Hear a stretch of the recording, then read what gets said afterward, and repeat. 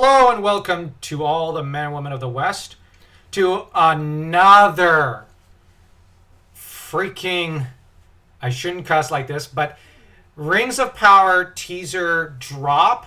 We were gonna do a video about everything involving the Rings of Power thus far. We may still do this at the end, but heavens, these teaser drops. Now, this is actually a leak.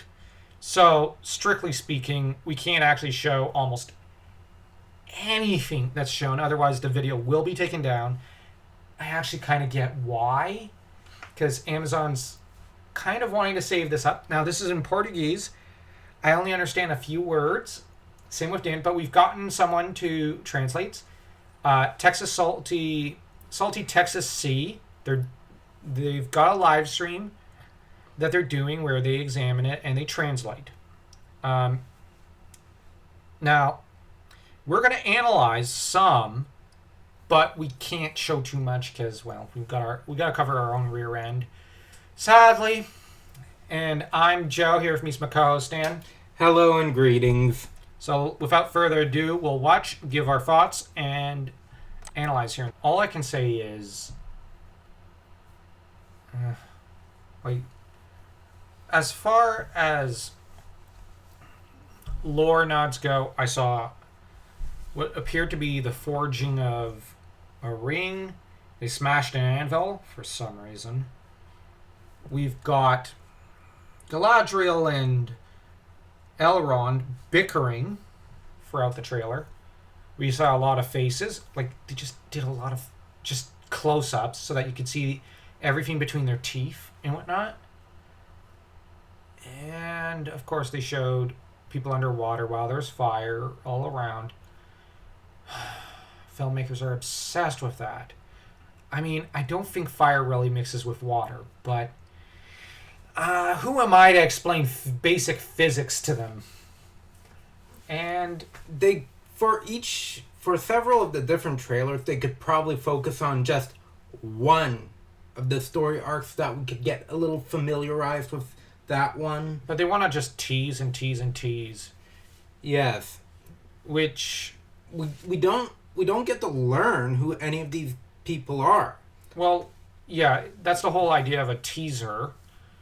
The problem I have with the teaser thing is I really don't like teaser trailers. It doesn't show enough. It's, in my opinion, a case of what is the point then? I still miss, like I said in the last trailer, in a world full of... And then they've got those trailers. I like those from the 90s. They at least explain the freaking story. This, I actually know... I've read Lord of the Rings. I've read Silmarillion. I've read the Akalabeth. And I'm even more confused by these trailers than I am before them.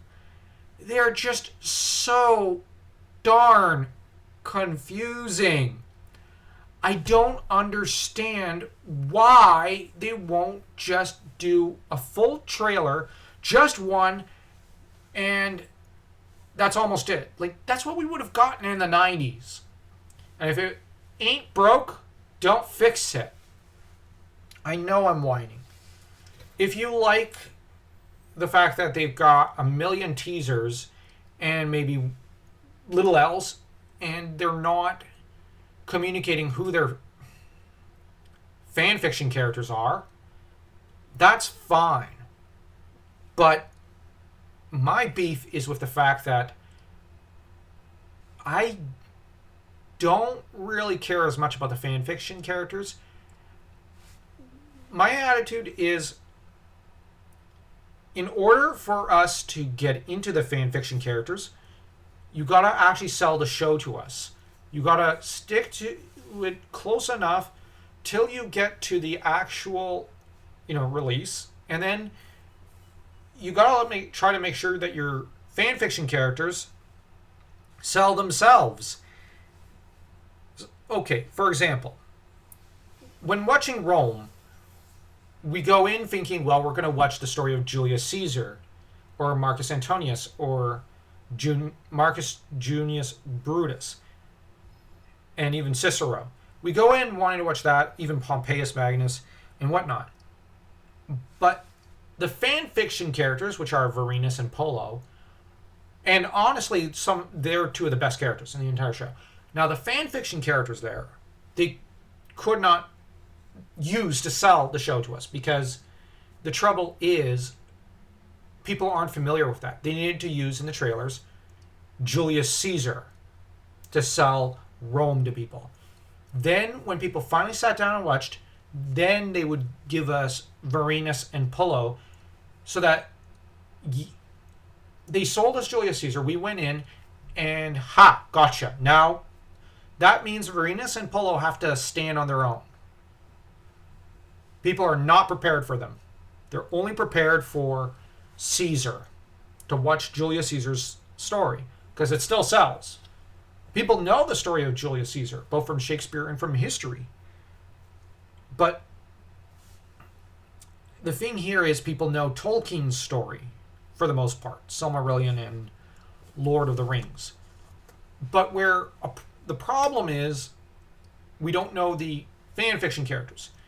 In my opinion, they should have waited. Like, releasing them in posters is fine, but you need to hold off from there until the actual series release. I know they're all excited about these fan fiction characters, but we're not invested in them yet. Maybe once the show comes out and we see them for ourselves, then we might get invested in them. It's like watching a Conan the Barbarian show trailer, and we see very little of Conan. We don't see Zenobia. We don't see Pallantides, the head of the Black Dragons. We don't see Prospero. All we see is maybe, I don't know, some random Jane or Joe who's just, you're left going, who's that? Who's that? Who's that? Who's that? That's kind of what we're doing here. And I know there's going to be some people who say, well, they released a lot of info about Hallbrand and whatnot. Well, yeah, to an extent, but they also didn't. Now, we did see, again, the cavalry charge. Generally, one was the same as the previous trailer. The other one was at night with a guy grabbing a spear. But it's one of the fan fiction characters. It didn't do anything for me. It's, I think, Hallbrand.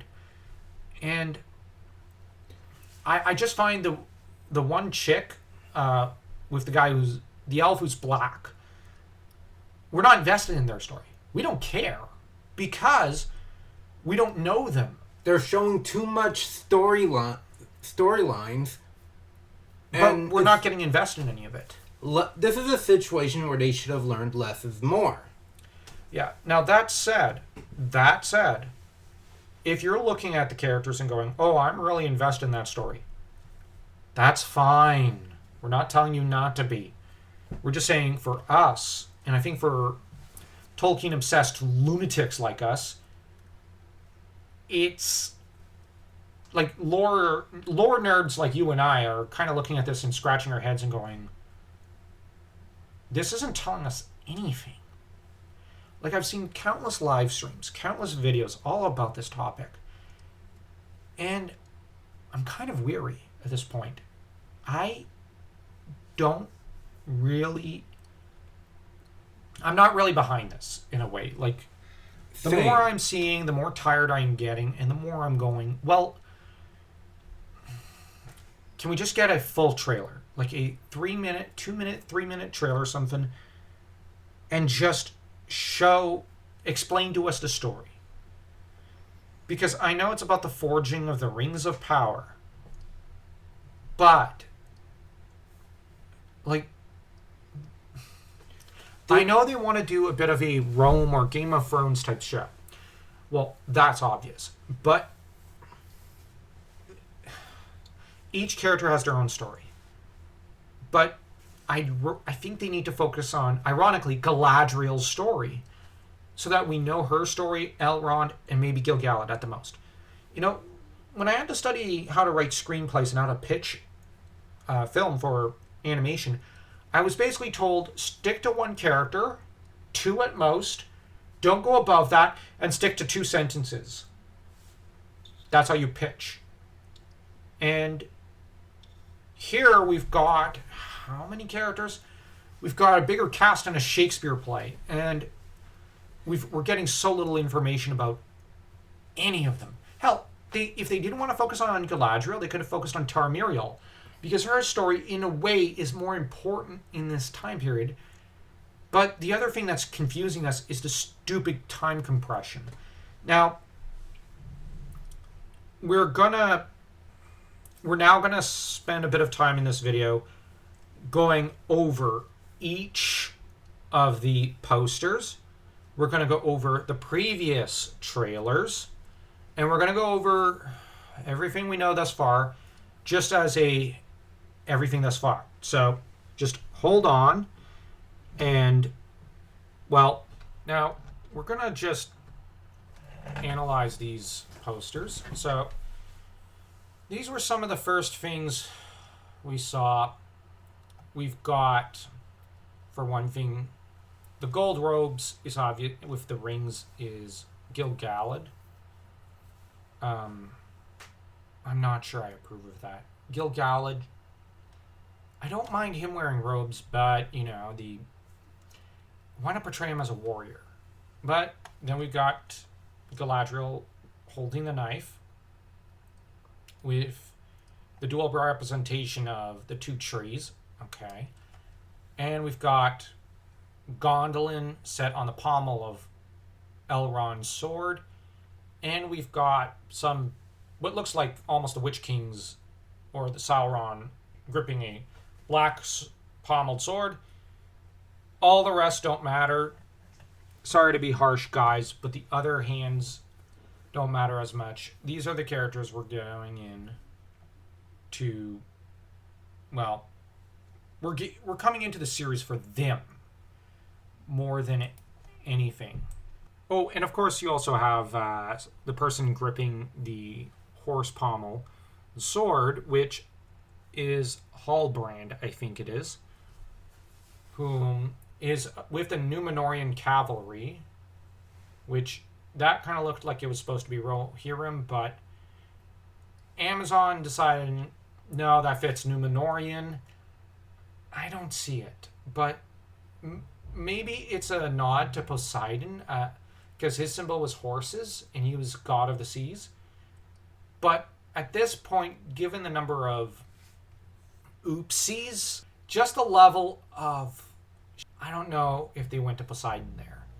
You got the 2 trees of Aman picture with, I think, Finrod staring up at, well, the city of Tyrion, and the picture is admittedly a pretty glorious one. Like, this was the first poster they released. I'm just zooming in, but because we're now recording with Audacity in order to better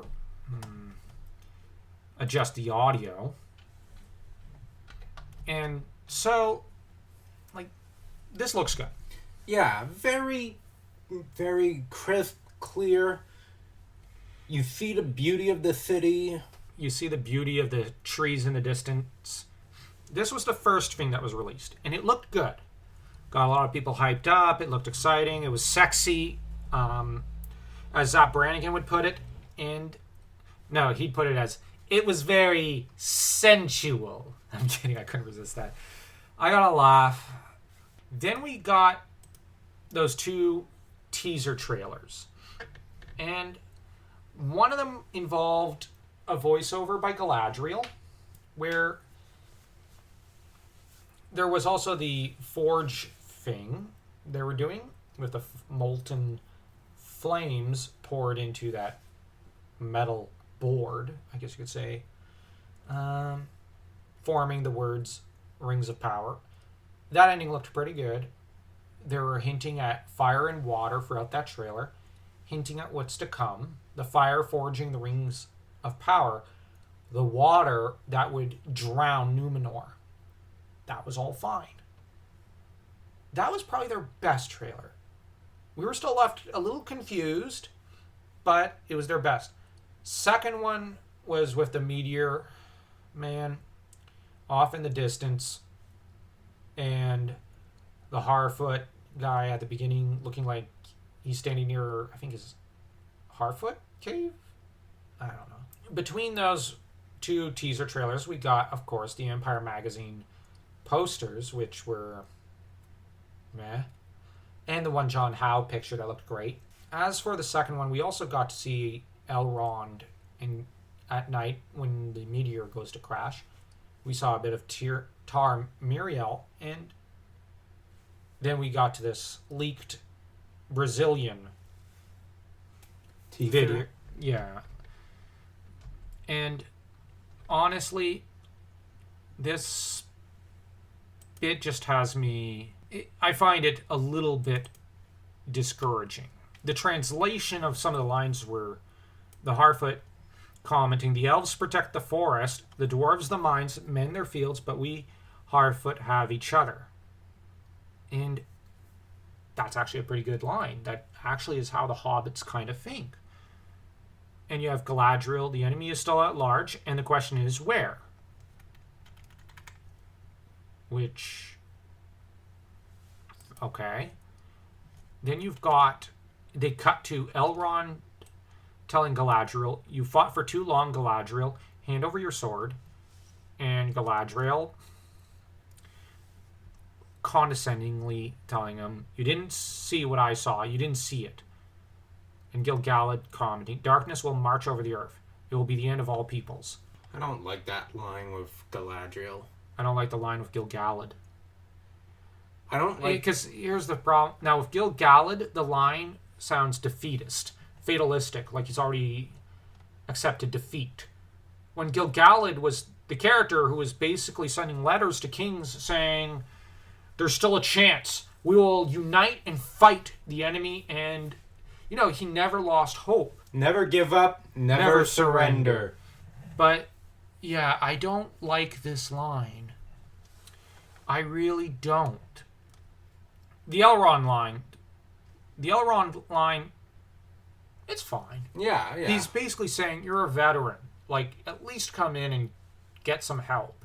Or let us help you. But, and someone saying the past has died. And Durin 4 saying this could be the beginning of a new era. Now, the past has died. I hate that statement. I'm a historian. Anyone who says the past has died or kill the past or something, I have no patience for. Honestly, that's almost a surefire way to lose me watching this show. I hate that freaking line. I hope that's cut because I do not want that kind of line in the show. But Durin 4 saying this could be the beginning of a new era makes me think of Palpatine. You know, with his speech in the Senate Hall for a safe and secure empire. You know, like that speech. Ugh.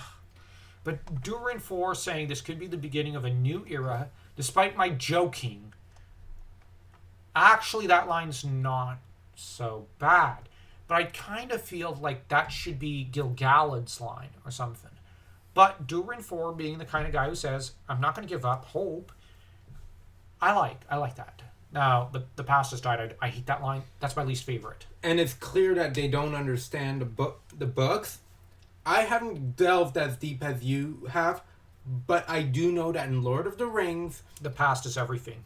The past is everything. You have to understand the history of Middle-earth to fully comprehend what is going on. And it's the same thing to an extent in real life. In the real world, in order to know the entire context of everything that's going on in the world right now, you do need to study up on your real life lore and history. And this latest trailer is not, I think it's my least favorite. The second one was just felt like the one with that we saw the other day was just not likable, and But the first one, I actually didn't mind it. I didn't like the guy catching the arrow. I never liked that Peter Jackson nonsense. But outside of that, I actually really liked that. Maybe not really liked, but I did like it. Agreed. But this one, this was bad. And this line in particular, the past has died. I don't like that line. And I know people are going to say, don't be melodramatic or whatever, but I'm not a fan of approaching. No character in Tolkien's literature would ever say that. And I'm not even a fan of that psychology today. And there are people across all political spectrums I've talked to, and all sorts of people from different countries who have said, what do you care about history so much? Well, this might sound weird, but there was something I was told recently. If you don't know your history, you don't actually care about your country, your people, or your neighborhood, or anything around you. You're a person lost in the world. Because a person without history, a country without history, is nothing. And we need our history in order to ground us in reality and help us to know ourselves better. Because like it or not, your history, the history of your people, of your language, of your culture, of your self, like your own personal history, your country's history, your neighborhood's history, everything shapes you. Heck, I'd even argue the biological history outside, like the trees, the grass, the animals, shapes you in a way. Day by day, all these little details of history shape you. And every moment that has already passed is part of history. And that has shaped you. And I know I'm lecturing right now, and I'm not trying to do that, but this show, like the posters weren't so bad. I'm not holding out much hope. Not gonna lie to you guys, I'm not holding out much hope. This doesn't look like it's my cup of tea with the Gil-galad thing. I don't even... Okay, Galadriel is inherently someone who I don't know whether she'd say, you didn't see what I saw, you didn't see it. Because she kind of did come in with that kind of mindset against Thingol and Melian, and they quickly smacked her down and said, what did you do to what did you Noldor do in Aqualonde? Well, we kind of did this kinslaying thing. Whoa, whoa, whoa, whoa! What the heck? And, they freaked out and went, Bucko, you're never lying to us again, because she did try to lie and hide the truth. And Melian and Thingol took her to task and said, you stay here, you're telling us the truth. Every time. But then they took her under their wing and started mentoring her.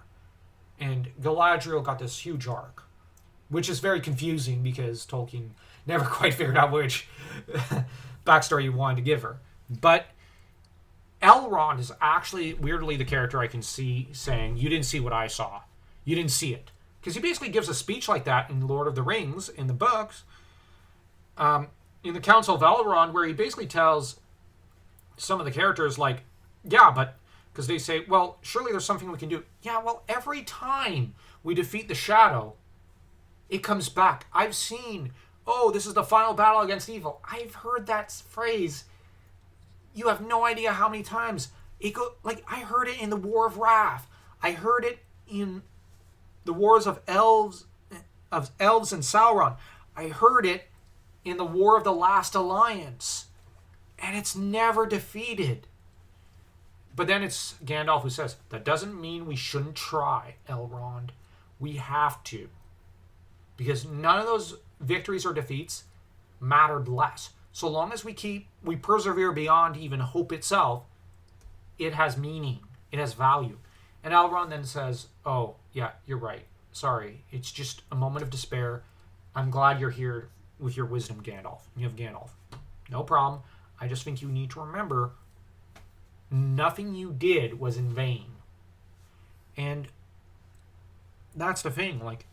I kind of feel like Galadriel should be the mentor here, not Elrond. I know there's like you can learn from people younger than you. I don't mind that. I'm actually one of those people who believes that very firmly. I mean, Yoyston is younger than me, and I'm learning from him, and I kind of consider him more a mentor to me than vice versa. But I don't know. I'd like to see Galadriel in a mentor position. This feels like she's a bit of the student who still has to learn. And Elrond is precocious for an elf. Like, no, for anyone. But I don't know. I don't really like this exchange. And I know we're going on and on and on and on about it. It's like or at least I am. The comment about the past is dead. A lot of these people who do use these kinds of lines in trailers and shows and whatnot, often for them it becomes a self-fulfilling prophecy, because soon after we forget about the medium that the show. The show that or book or whatever that they try to push.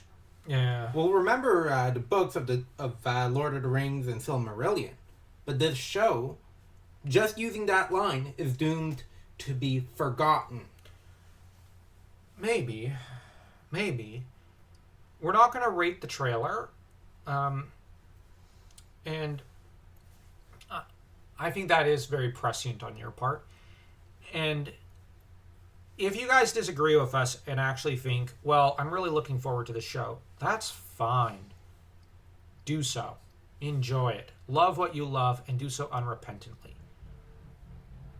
We're book nerds who are just flabbergasted, annoyed, and generally a little dispirited. We're not really up for this. That said, I can only imagine what this sort of investment could look like if it was a Conan show or a Cull TV series or even Prydain. Although I don't think Prydain's ever going to see a live action adaptation, at least not within our lifetime, which, okay, part of me would rather see it in animation again, but by someone like Don Bluth or Studio Ghibli. I could see it with Studio Ghibli working pretty well. Yeah. But as for Conan, I do want to see another live action. But I think I'd rather see maybe start at the Elephant Tower, work all the way over to Hour of the Dragon, and probably have like Zenobia as the final love interest, rather than Balin and Valeria. Although I do like Balin and Valeria in different ways, Zenobia is the end goal, and she's the best female character Howard ever wrote. As for Conan, well, he's just the coolest. I know some people might say, well, you know, like, why would you be more keen on a Conan the Barbarian TV series? I just find that we already got a Lord of the Rings show, or movies. We got the Hobbit ones. We've had so many Lord of the Rings cartoons. I do love Lord of the Rings, but it's starting to feel a little oversaturated. And I'm not really liking everything I see. That said, I want to end on a positive note. The shots we saw in the first trailer of Armenelos the Golden, remember the city with the statue of Elros? I really did like that shot. And Very nice. And I really want them to bring Elrond to Armenelos, just so that we could see the kind of disappointment in his eyes as he sees what his brother's descendants have built and how they have ruined his brother's beautiful legacy. And I want to end on that positive note, but also, once again, repeat what you said. We'll always have the books. And on the bright side, the Downfall of Numenor book is coming out in November. It looks spectacular. I've already ordered a hardcover copy, and once I do, I will be reviewing it here on the channel. Maybe we'll even do a book club at some point of it, or maybe we'll include it in our book club. Take heart, bear in mind, there's still a lot to look forward to, and, well, that's it for this 500 sub anniversary celebration video.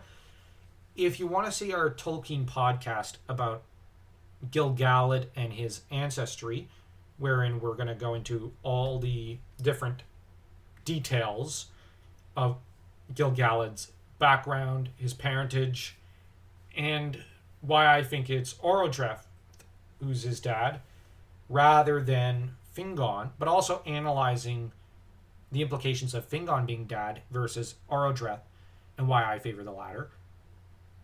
If you want that, smash that subscribe button as though you were Sauron trying to smash Gil-galad into itty-bitty pieces, because once we reach 600 subs, we'll be releasing that video. And don't forget to take care, my friends. All right.